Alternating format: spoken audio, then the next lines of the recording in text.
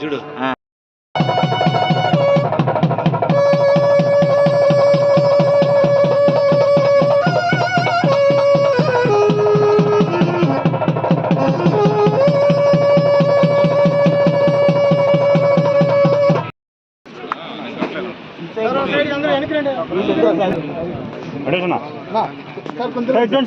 Sir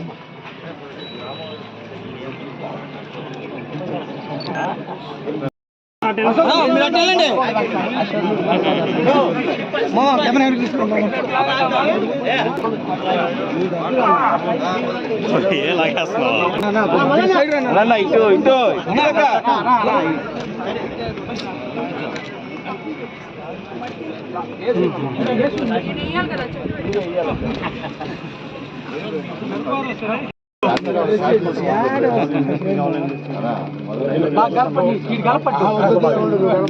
ఇటు కాళ్ళు కింద కర్రలు కట్టుకోవాలా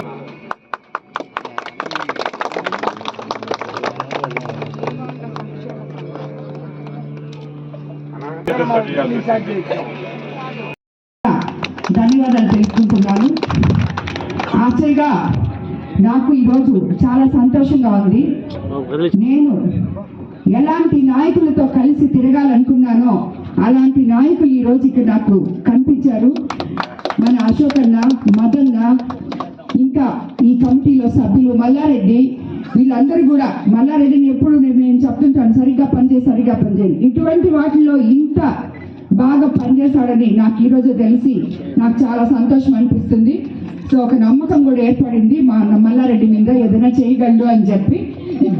నిజంగా అలాగే దీనికి సహకరించిన ఆఫీసర్ల గురించి వీళ్ళు చాలా గొప్పగా చెప్పారు. వాళ్ళకు కూడా నేను ధన్యవాదాలు తెలుపుకుంటున్నాను సార్.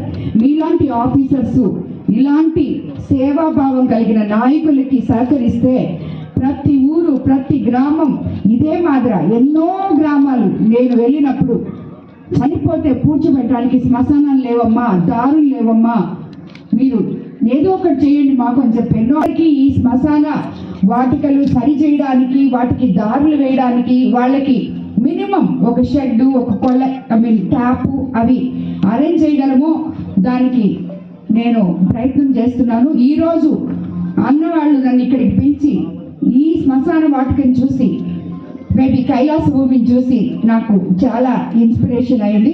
యాక్చువల్గా తప్పకుండా మిగతా గ్రామాల్లో కూడా ఎక్కడైతే చెప్పుకున్నామో ఇదే మాదిర ఆ ఊర్లకి తగినట్టు అక్కడున్న స్థలానికి అనుకూలంగా వాళ్ళకు కూడా న్యాయం చేయాలని చెప్పి ఇలాంటి లీడర్లు, దాతలు దానికి కూడా ముందుకు రావాలని చెప్పి నేను నిజంగా మనస్ఫూర్తిగా కోరుకుంటున్నాను.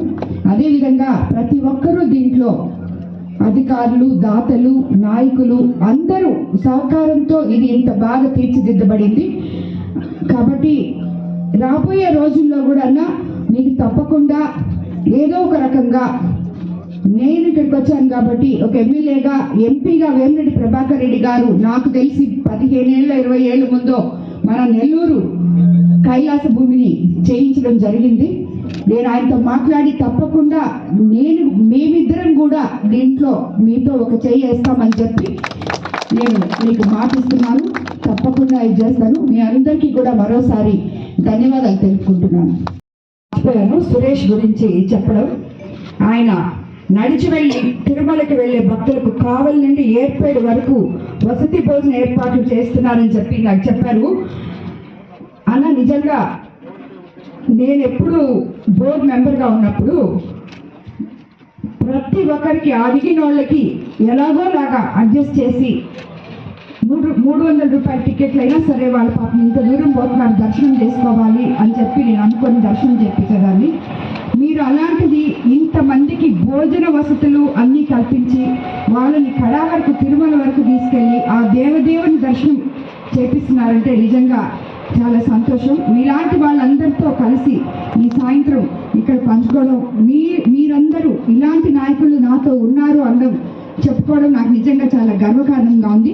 మనందరము కలిసి కూడా మనం రాబోయే రోజుల్లో ఇదే విధంగా ముందుకు నడవాలని చెప్పి మనందరినీ మరోసారి కోరుకుంటున్నాం.